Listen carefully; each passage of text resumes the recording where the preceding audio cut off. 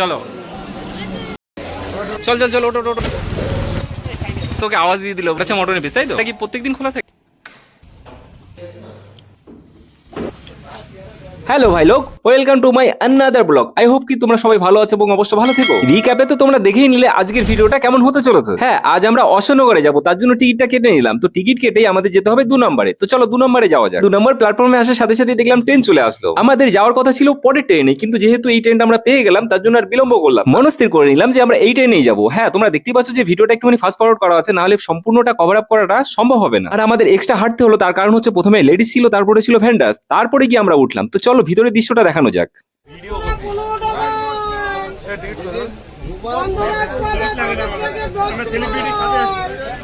দেখো কাণ্ড, যার 70K ফলোয়ার সে আমাকে বলছে সেলিব্রিটি। হ্যাঁ, সাগর দেউরি, তোমরা অনেকেই তাকে চেনো, সেও ভালো ভালো কন্টেন্ট তৈরি করে। আর আমি সবে তো শুরু করেছি, হা হা হা। যাই হোক, আমরা অশোকনগর 1 নম্বর প্ল্যাটফর্মে নেমে টিকিট কাউন্টারকে ডান পাশে রেখে যশোর রোডের দিকে এগিয়ে যেতে লাগলাম। তার কারণ হচ্ছে আমরা যাব অশোকনগরে 8 নম্বর রোড কালীতলা মোড়ে মান্ডি বিরিয়ানি খেতে। তো যশোর রোডকে ক্রস ওভার করে আমরা উপরে চলে গেলাম 8 নম্বরের জন্য অটো খুঁজতে। 8 নম্বর নয় কিন্তু 8 নম্বর রোড, ওকে। তো যাই হোক, ভিডিওটা একটুখানি ফাস্ট ফরওয়ার্ড করে আমরা এগিয়ে যেতে লাগলাম অটোর দিকে। সন্ধ্যার অশোকনগরের ব্যস্ত যশোর রোড দেখতে সত্যি খুব ভালো লাগছিল। বেশ কয়েকটা অটোকে জিজ্ঞেস করার পরে আমরা আমাদের গন্তব্যে যাওয়ার জন্য অটো শেষ পর্যন্ত পেয়ে গেলাম। তো চলো অটোতে উঠে যাওয়া যাক। অটোটা যেহেতু সম্পূর্ণ খালি ছিল, তাই প্রথমে সৈকত, তারপরে সাগর এন্ড দেন আমি উঠে পড়লাম একই সাথে একই জায়গায়। আরেকজন প্যাসেঞ্জার আগে থেকে দাঁড়িয়ে ছিল, তার জন্য আমাদের আর বেশিক্ষণ ওয়েট করতে হলো না। বসার সাথে সাথেই টোটো ছেড়ে দিল, সরি টোটো না অটো। এই মোড়টা নেওয়ার সাথে সাথেই আমরা আমাদের গন্তব্যের জন্য আরো এক ধাপ এগিয়ে গেলাম। চারপাশটা বেশ করে দেখছিলাম, হঠাৎ চোখে পড়লো ডান দিকে খুব সুন্দরভাবে একটা বিয়ের প্যান্ডেল সাজানো আছে। মাঝখানে হঠাৎ মনে হচ্ছিল যে টাকা দিয়ে বিরিয়ানি কিনে খাবো সেই টাকা দিয়ে কাচের বাটি কিনে ওই বিয়ের প্যান্ডেলে গিয়ে হাজির হই। কিন্তু না, এগুলো ঠিক নয়, তাই তৎক্ষণাৎ মনোভাব পাল্টে ফেললাম। আর হ্যাঁ, বিয়ের কথা যখন উঠলো তাহলে বলেই ফেলি, আমি কিন্তু এখনো সিঙ্গেল, আই মিন ব্যাচেলার। তো যাই হোক, ছাড়ো এসব কথা, চলে আসলাম আমরা আমাদের গন্তব্যে। 8 নম্বর রোড কালীবাড়ি মোড়। আমরা সবাই নেমে পড়লাম এই জায়গায়। আর নামার সাথে সাথে সৈকতকে বললাম, ভাই ভাড়া টাকাটা দিয়ে দে। আর সেও বাধ্য ছেলের মতো সুন্দরভাবে টাকাটা দিয়ে দিল, সাথে আবার ভি ফর ভিক্টোরিয়া দেখিয়ে দিল। তো বিশ্ব বাংলা গেটকে ডান পাশে রেখে, সরি বিশ্ব বাংলা লোগোকে ডান পাশে রেখে আমরা সামনের দিকে চলে গেলাম। আর হ্যাঁ, এই তো চলে আসলাম মান্ডি বিরিয়ানি। মাঝখানের ফুটেজটা নেওয়া হয়নি, তার কারণ হচ্ছে রাস্তাটা খুবই অন্ধকার ছিল। আর বুঝতেই পারছো গরিবের ফোন। সত্যি আমাদের টাইমিংটা খুবই ভালো ছিল। যখনই এন্ট্রি করবো তখনই দেখছি এই দুই ভাই মিলে ঘি ঢালছে আর সাথে বিরিয়ানি কাটছে। সত্যি একটা কাকতালীয় ব্যাপার। তোমরা হয়তো ভাবছো যে আমরা প্রমোশনের জন্য এসেছি, তার জন্য টাইমিংটা মিলে গেছে। একদমই নয়, আমরা শুধুমাত্র এসেছি নিজেদের ব্লগ করার জন্য আর বিরিয়ানি খাওয়ার জন্য। ওদের বিরিয়ানি কাটার ভিডিও করছে দেখে সঙ্গে সঙ্গে প্রশ্ন করলো যে দাদা তোমরা ভিডিও তুলে কি করবে। 7-5 না ভেবে আমরা বলেই দিলাম যে আমরা এখানে ব্লগ করতে এসেছি। তো তারপরে কি হলো সেটা দেখো। একদম একদম একদম চলো। এটা হচ্ছে মটনের পিস তাই তো? এটা 200 গ্রামের উপরে তাই তো? আচ্ছা আচ্ছা আচ্ছা, ঠিক আছে দাদা একদম। এটা কি প্রত্যেকদিন খোলা থাকে মানে ডেইলি তাই তো? হ্যাঁ ডেইলি খোলা। আচ্ছা ওপেনিং টাইম হচ্ছে তোমার দুপুরবেলা 1টা। আচ্ছা আচ্ছা, 1টা থেকে রাত্রি 10:30। ওকে। Occasion purpose. হ্যাঁ হ্যাঁ, একটু এদিক ওদিক হয় তাই তো? একটু হ্যাঁ, অকেশন পারপাস এমনি যেমন তোমার শুক্রবার শনিবার একটুখানি হ্যাঁ ভিড় চাপের দিন থাকে। আচ্ছা, এমনি আচ্ছা। 10:30 অবধি। একদম ঠিক আছে, থ্যাংক ইউ দাদা। ওয়েলকাম।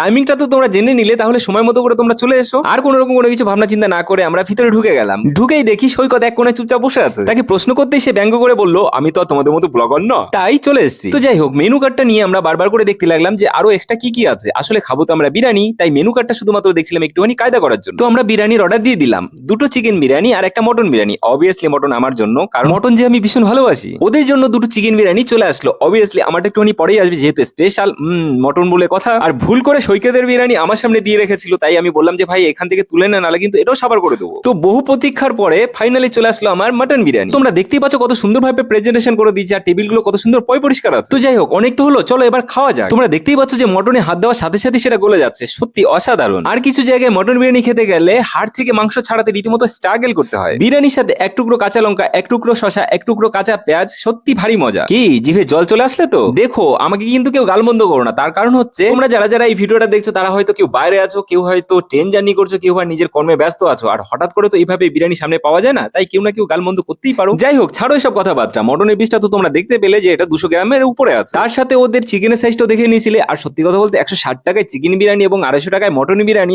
এত সুন্দরভাবে খেলাম, সত্যি অসাধারণ এবং অভূতপূর্ব। অনেকেই বলবে আমি একটু বেশি তারিফ করছি। সত্যি কথা বলতে ভালো জিনিসের তারিফ করা থেকে বিরত আমি থাকতে পারি না কখনোই। তো যাই হোক, আমি খেয়ে দিয়ে চুপচাপ বসে আছি, তারপরে দেখো। তুমি হাড় চাবানো হয়েছে? প্রত্যেকবার আমি খেয়ে খেয়ে বসে থাকি, আর এদের কোনো খাওয়া হয় না, কিছু না। ভিডিও যে ক্যামেরার পিছনে যে লোকটা রয়েছে, নাম পার্থ সরকার, আমরা তাকে দাদা বলে ডাকি। আর ইনি মানে সৈকত, সে নানা রকম আমার উপর এলিগেশন লাগানো শুরু করে দিল। সে নাকি আমাদের দুজনের জন্য ঠিকমতো বিরিয়ানি খেতেই পারেনি, তার কারণ হচ্ছে আমাদের ভিডিও করে দিচ্ছিল তার জন্য। এবার তোমরাই বলো আমরা আলাদা করে ক্যামেরাম্যান কোথায় পাবো? যেহেতু আমরা প্রফেশনাল নয়, তার জন্য আমরা আলাদাভাবে ক্যামেরাম্যান নিয়ে আসতে পারিনি, আর তার জন্যই ওকে দিয়ে আমরা ক্যামেরাটা করে নিয়েছিলাম। এবার তোমরাই বলো আমি কি এমন ভুল করেছিলাম? তো যাই হোক, টেবিল ছেড়ে তারা কোনো রকম ভাবে উঠতেই চাইছিল না, কোনো রকম ভাবে দাবুড় দিয়ে তাদেরকে হাত ধোয়াতে নিয়ে গেলাম। আর এখানের ব্যবহার সত্যি কথা বলতে আমাদের ভীষণ ভালো লাগলো। বিরিয়ানি শেষ করার সাথে সাথে আমাদেরকে কোকা কোলা অফার করলো। আর শুধু কোকা কোলা না, এখানে ম্যানেজার থেকে শুরু করে স্টাফদের সত্যি ব্যবহার খুবই ভালো। তো কোকা কোলা শেষ করে আমরা বিল দিতে গেলাম। বিল মিটিয়ে মুখে গোমড়ি আর মিছরির দানা নিয়ে আমরা বেরিয়ে পড়লাম।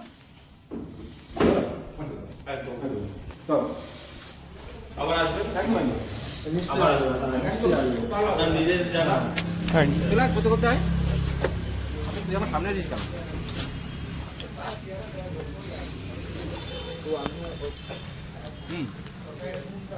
তো এখান থেকে বুক ভরা ভালোবাসা নিয়ে সামনে একটুখানি কায়দা মেরে চললাম বাড়ির উদ্দেশ্যে। আর তোমরা যারা বিরিয়ানি লাভার আছো তারা অবশ্যই এখানে এসে ভিজিট করো। অশোকনগর প্ল্যাটফর্মে নেমে টিকিট কাউন্টারের পাশ থেকে সোজা যশোর রোডে এসে উঠবে। সেখান থেকে 10 টাকা দিয়ে অটো ভাড়া দিয়ে 8 নম্বরে এসে নেমেই 1 মিনিটের হাঁটা পথ, ব্যাস চলে আসলো তোমাদের হান্ডি বিরিয়ানির আউটলেট। তো যাই হোক, বাড়ি যেতে হবে, তার জন্য আমরা টোটোতে উঠে পড়লাম। আর হ্যাঁ, এখানেও আমাদের বেশিক্ষণ ওয়েট করতে হয়নি, তার কারণ আমরা একসাথে 3 জন ছিলাম। বসের সাথে সাথে টোটো ছেড়ে দিল। আর হ্যাঁ, তোমরা ডান পাশে দেখতেই পাচ্ছ কত সুন্দর আলোকের স্তম্ভ। কি জানি অশোকনগরের এই রাস্তায় এলেই আমার যেন কেমন একটা লন্ডন অনুভব হয়। তো যাই হোক, আমরা যশোর রোডের কাছে চলে আসলাম। আর হঠাৎ করে কাকার সাথে একটুখানি বাকবিতণ্ড হলো, তার জন্য সে আমাকে আবার দেখালো সে 160 টাকা পে করে দিয়েছে। কাকা বলতে সাগর, কারণ সাগরকে আমি কাকা বলে ডাকি। তো তাকে একটা দাবড় দিয়ে চুপ করিয়ে মিও আমরের স্টলের অপোজিটে এসে আমরা নামলাম। আর এখানে টোটো ভাড়া আমার দিতে হবে, তার কারণ হচ্ছে আসার সময় টিকিটের ভাড়া এবং অটো ভাড়া ওরা দুজনেই ভাগ করে দিয়ে দিয়েছে। তো যাই হোক, টোটোর ভাড়া মিটিয়ে দিয়ে আমরা স্টেশনের দিকে রওনা দিলাম। সত্যি আজকে খুব মজা হলো, আনন্দ হলো এবং নতুন বেশ কিছু অভিজ্ঞতা হলো, যেটা আমার পরবর্তীকালে খুবই কাজে লাগবে। বিকজ আমি একজন ব্লগার হিসেবে পথ চলা শুরু করেছি। তো আমরা বাদিকে ঘুরে যাবো, তার কারণ হচ্ছে বাদিক থেকে স্টেশনে ওঠার সহজ রাস্তা। তো যাই হোক, সাগরের কাছ থেকে ক্যামেরা নিয়ে আমি আবার নিজে নিজে ক্যামেরা শুরু করে দিলাম, তার কারণ হচ্ছে ও আর কতক্ষণ ক্যামেরা করবে, কারণ ও নিজেরও ব্লগ করতে হবে। আর তোমরা দেখতেই পাচ্ছ এই রাস্তার দুপাশে কত সুন্দর দোকান বসে আছে। আর হ্যাঁ, বা পাশে ফুচকার দোকান দেখে আমরা চলে যেতে লাগলাম স্টেশনের দিকে। ফুচকা দেখেও মন চাইলো না খেতে, তার কারণ হচ্ছে বিরিয়ানি নিয়েছে অলরেডি আমাদের পেটে জায়গা করে। ওয়াও, খুব সুন্দর মিললো। তো যাই হোক, এসব কথা ছাড়ো, আমরা স্টেশনের উপর উঠে পড়লাম। আর তোমরা দেখতেই পাচ্ছ যে 7:28 বাজে। শীতের সময় 7:30 মানে